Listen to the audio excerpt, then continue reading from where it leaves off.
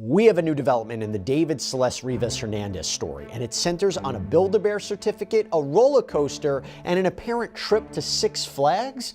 Private investigator Steve Fisher, who we've had on the show before, who is actually investigating this case, says that this could be a key moment in understanding what may have happened to Celeste. This detail could completely reframe the timeline and show that Celeste maybe wasn't just missing, but maybe was with somebody. We're going to dig into this and more right now. Welcome to Sidebar, presented by Law&Crime. I'm Jesse Weber. Also, I got to say, if anybody's been following us here on Sidebar for the last, 2 months or so, we have been on top of this David story from the very beginning. We are trying to hit you with any kind of update here, so we know exactly what happened here to Celeste Rivas Hernandez. And I will just say, the reason that we can do this is not only because of the amazing support that we get from all of you out there, and thank you so much for that, but also it's the support that we get from our incredible sponsor, Morgan & Morgan. This is America's largest injury law firm. This is a firm with over 1,000 attorneys. Do you know why they're so big? Because they win all the time. They have recovered over $25 billion for more than 500,000 clients. In the past few months, you have a client in Florida that received $12 million after the insurance company offered just $350,000. Out in Pennsylvania, a client was awarded $26 million. That is 40 times the insurer's $650,000 offer. You have another client in Pennsylvania that received $29 million after being offered only $500,000. And even if you think that your case isn't worth millions of dollars, why not just start a claim and fight for what you deserve? Morgan & Morgan, they make it so simple. You can start a claim from your phone in just 8 clicks. So if you're injured, you can easily start a claim at forthepeople.com/LC Sidebar by clicking the link below or scanning the QR code on screen. Okay, so it's been some time, but we're diving back into just such a shocking and confusing case, one that we've covered a lot this year, the disappearance and death of 14-year-old Celeste Rivas Hernandez out in Los Angeles. This all started, as you may know, when a Tesla in Hollywood was towed, and officers then discovered human remains in the trunk. The body was later identified as Celeste Rivas Hernandez, who had been reported missing months earlier from Lake Elsinore. Now, the Tesla was registered to 20-year-old singer David, real name David Anthony Burke, the Houston-born artist behind the hit Romantic Homicide. To be clear, no one has officially been named a suspect. There have been no arrests. David, again to be clear, has not officially been implicated in any wrongdoing or any crime. But obviously, there are questions. There are questions about David's connection to Celeste. There are questions about what this relationship could have been. When did he see her last? Did he see her? And these questions have never gone away. Social media lit up with claims of a possible relationship between the two, right? Apparent matching tattoos, maybe private messages, a rumored unreleased song with her name in the title. TMZ had reported at one point in time that those around David believed that Celeste was 19 years old, and now we have this new development, this Six Flags trip, which we want to talk about. But real quick, that Hollywood Hills home, which was near where the Tesla was found, that quickly became a centerpiece of this investigation. LAPD executed a search warrant. They collected electronics, maybe even searched drains, maybe photographed different rooms, but not everything was taken.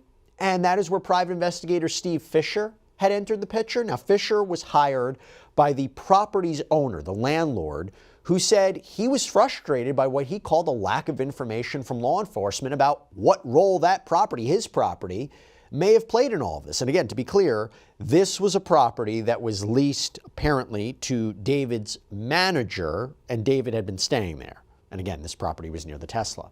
So what does he do? He brings in Steve Fisher to conduct his own review of what was left behind. And now, Steve, who we've had on this program before, says he found something strange, something that could maybe reshape the timeline of this case.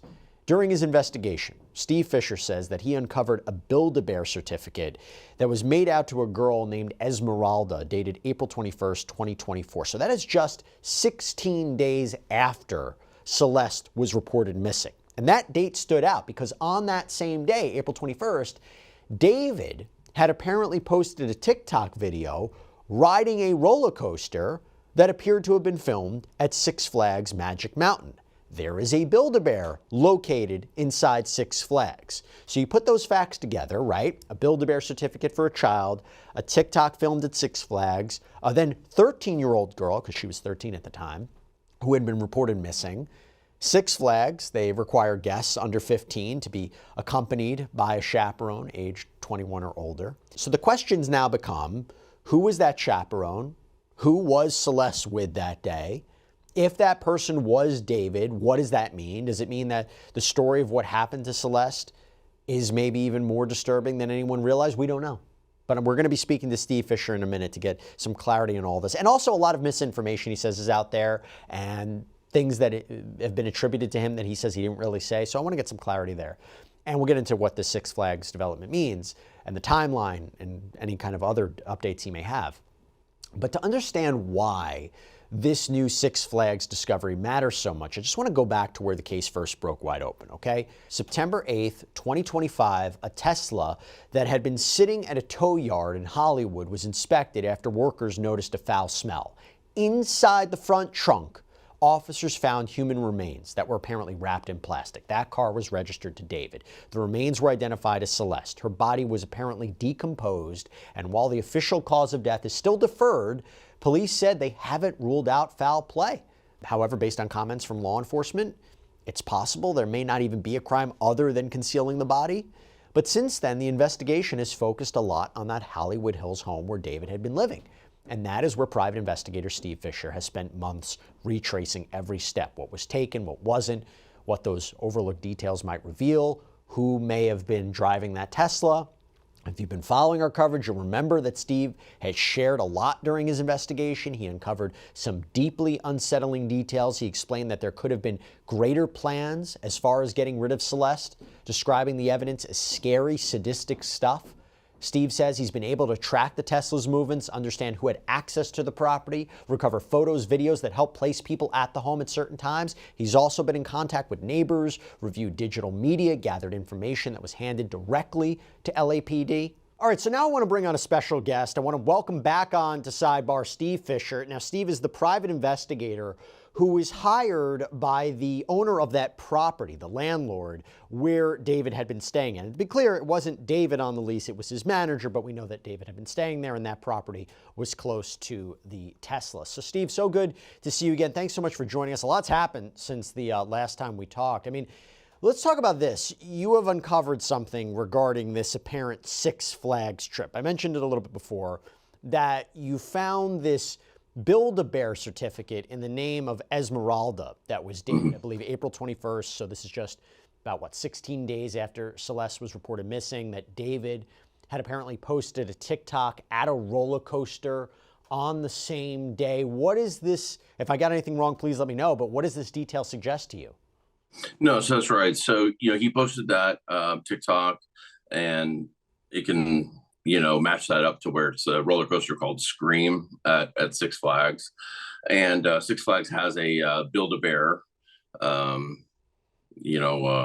shop there. And they have them at different theme parks. They have it Knott's and whatnot. And I know some people are confused about that. But he was at Six Flags that day, and at the house, which is, I think, the important part that some people are losing sight of, is that we found the certificate at David's house, and it's in the name Esmeralda, and it's dated the same day, the 21st, that he was at Six Flags. And, and then just a few days later, Celeste is photographed at Esmeralda's high school graduation. And this is all during the time that Celeste is reported as a missing person.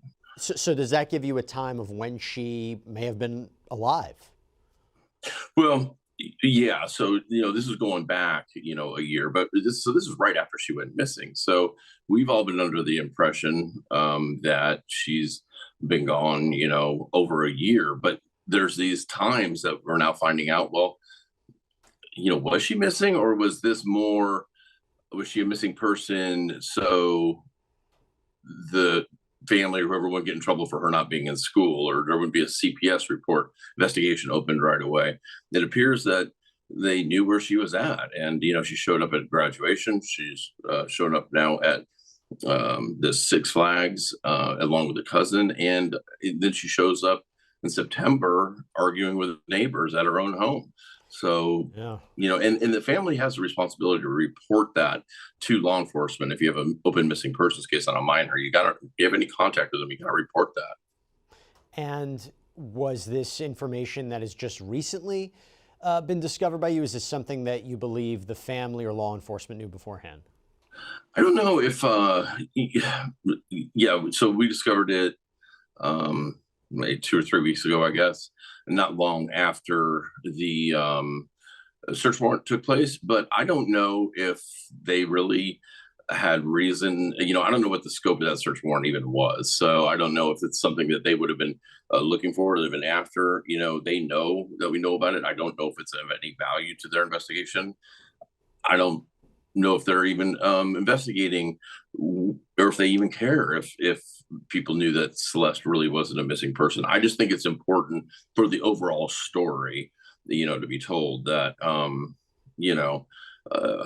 there were people that knew, and possibly people that could have intervened in this situation. And to be clear, has this detail, given you a better understanding of what the possible relationship is or was between David and Celeste? Does it give you a time frame of maybe when they had last spoke or last had contact, if that's at all what's going on?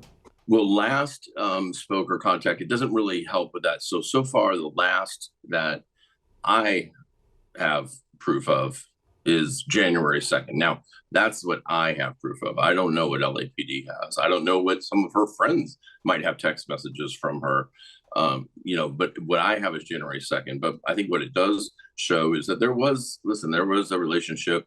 They were doing things, social things, and she was out of school. She was on, she had dropped out. She was I think 7th grade. This is, as far as I'm concerned, this is really serious stuff. And I think it's sad that it was allowed to continue. And that's, I don't know why it was allowed to continue, but it was. And I think people knew where she was at. And it also makes me think that as soon as the news came out that a body had been found in David's Tesla, I think that family probably knew exactly who it was right away. Now, last time we spoke, you had mentioned that there were these items at this Hollywood Hills property that weren't seized in the search warrant. Since then, have you uncovered anything new that helps clarify the timeline, maybe what happened at the house? I mean, last time you were on with us, you talked about that you believe something sinister was being planned, the idea of maybe discarding her body. Is there anything else you can tell us about that?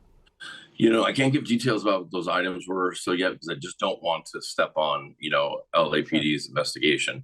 As far as finding anything new, I spent the whole day at the house again yesterday. I don't know if there's going to be too much more there to gather. There are these small pieces, like the Build-A-Bear and stuff in photos from the graduation that we can put this timeline together. But that really just kind of proves this relationship, and it was a known relationship. As far as what happened and when, it appears to me that January, February is when there's something happens with the Tesla. It stops being used regularly. And so I think that's going to end up being the date. But I could be wrong. I don't have any proof of what happened to her, or her being placed in that Tesla or being taken out of that Tesla. I was going to ask you, because in our last discussion, you talked about tracking the Tesla, who may have moved it. You believe that you have an indication about who may have moved it. Obviously, haven't identified the person, but have you been able to pinpoint any more details about the car? Any new insights about it, how it fits into the picture?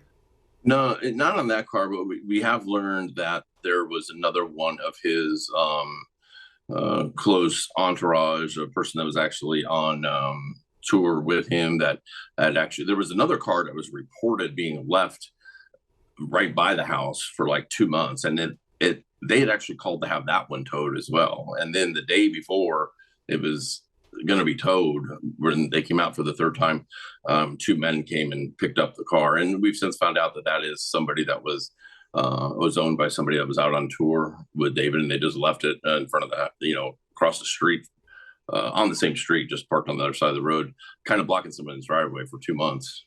To be clear, the 2 people that moved that other car, was one of them the person that moved the Tesla? No, so these are, I only know who one of them, I've only ID'd one of them. These are not people that are regular, and they were the owner of the cars. I think a family member and a friend or something like that. Not people that were around, and not David's like people or anything like that. Now, you've also been tracking the medical examiner timeline, the Yeah. LAPD's timelines actively, very closely. Have there been any developments there that you can give a better sense of when we might maybe even see an official determination about the cause of death, the manner of death, anything like that? I think it could be in the next week to 10 days. And that's because, what I've been doing is tracking, her, she was discovered on the 8th, on September 8th. So I've been tracking the deaths for the months and weeks before that date, and the ones that were in deferred status. Those are usually the ones that are pending toxicology. And then I'm seeing that they're showing up as they're not deferred anymore, and they're showing, acute fentanyl intoxication or whatever. So they have that shows in other cases, yes. So they've in other cases. So it shows that the toxicology has come back on those, and they're making determinations. And I've seen those as recent as September 3rd right now. So we could be, just days away from.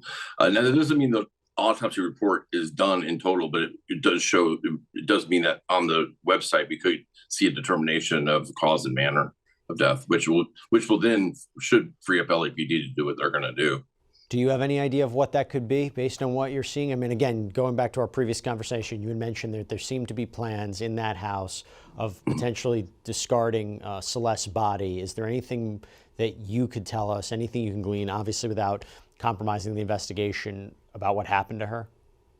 I can tell you that we did find opiate prescription medication bottles in the house.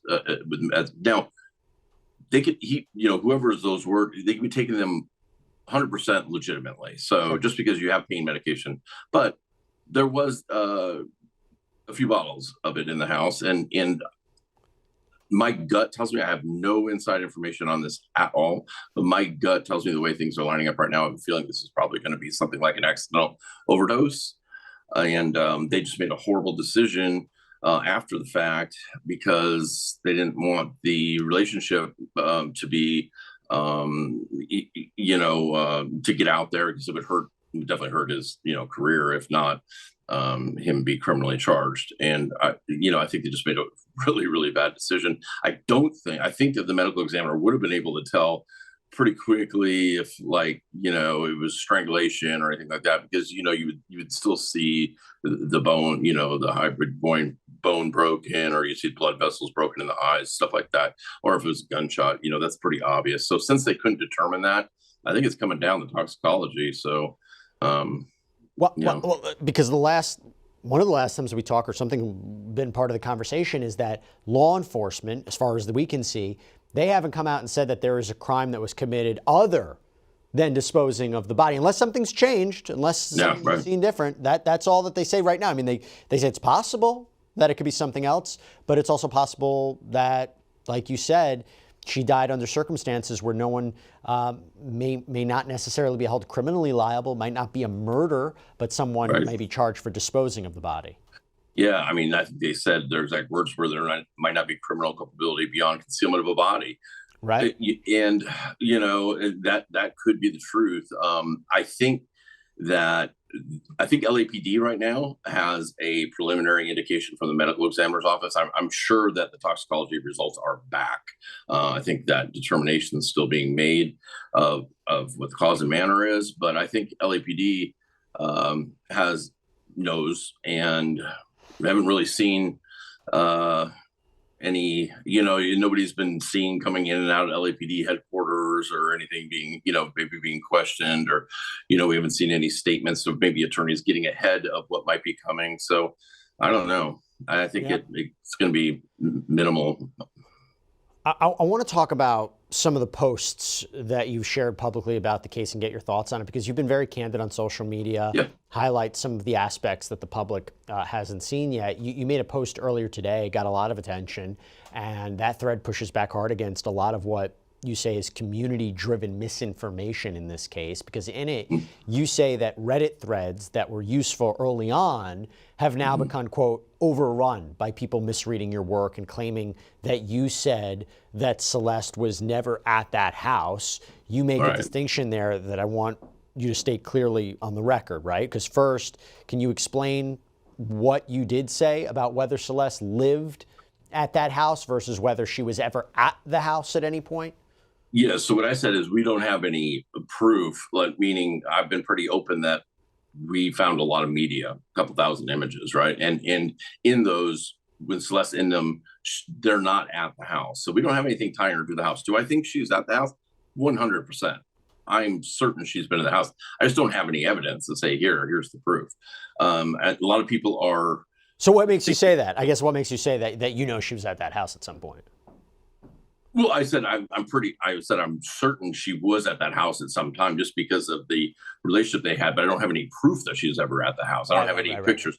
Now, people are pointing to a different house on Doheny that was like a streaming house that her and David they did a stream from there, and there were several photos taken, and myself and LAPD and everybody's known about that house since the very beginning. And I think they're thinking that he kept that as like a safe house for her, and that I know is not the case. But we don't have anything that indicates she was living there. We do have indication that there was other females that were living in the house, maybe not full time, but regularly. I mean, they had nightstands with their stuff in it and whatnot, but it didn't belong to Celeste. Mm-hmm. I'm glad you made that distinction, and also because you also called out a lot of people on Reddit for jumping to conclusions, and that the public noise can affect an investigation like this. How has it? I mean, how is this, in your mind, the spread of what you see as misinformation impacted your work, your ability to understand what happened, collect evidence, maybe the LAPD's handling of the investigation? Listen, I think in the beginning, if they were a huge help, I think there's a lot of stuff that LAPD would have never known about, especially in the Discord server, if it wasn't for Reddit. I think what my frustration is that, listen, every case I go to, I have this core group of people that just will take the exact opposite narrative of me. They're coming at me, and that just kind of muddies the water because they're very loud and they'll just say things that are just absolutely 100% false. They'll state them as fact, and that becomes distracting because there are a certain amount of people that first thing they read, they believe. I mean, there's this whole thing going on now about this Knott's Berry Farm, and nobody seems to understand the point is not whether they were at Knott's or Six Flags, even though they were at Six Flags. It's that the certificate ended up at David's house. So how did it end up at David's house if there wasn't a relationship that Esmeralda knew, them or was hanging out with them?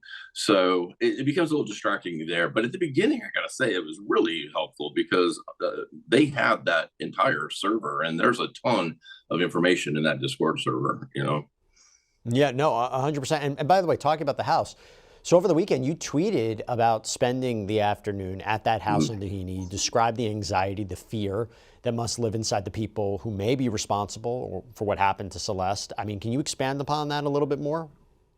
I was sitting there thinking, I'm like, I personally think there's 4 or 5 people that know what happened, or at least that she was in that Tesla. And I just say, I don't know how they live with them. So it's got to be eating them up from inside. I don't know. It just seems like if it was me, I'd want to just get it out there and explain my role in it and beg for forgiveness, because it's going to be too late. It's like if we're waiting for investigators to prove it first, and it's too late. And I don't understand how it's got to be eating them up.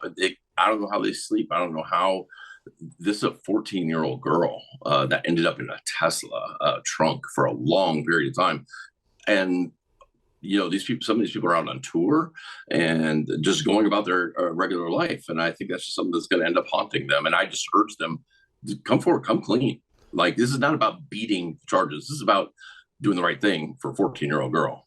And to be clear, when you say these are people that might have knowledge about what happened, but not necessarily physically were responsible for where Celeste was found. That's what you mean? I personally, myself, right now, if you had asked me, I think this is probably like an overdose, an accidental thing that they did not have a hand in. Maybe they had drugs around that they shouldn't have been, but I don't think anybody at this point have anything that anybody killed Celeste, right? So that makes it even worse for me. But the fact is, she ended up in this, instead of calling first responders, they put her in this Tesla. And I just, I wanted those people to think about, like, this is going to weigh on your mind for the rest of your life. Come forward, say what happened. This 14-year-old girl, she deserves that, and I just hope somebody will. And one more thing I wanted to get a little bit more clarity on.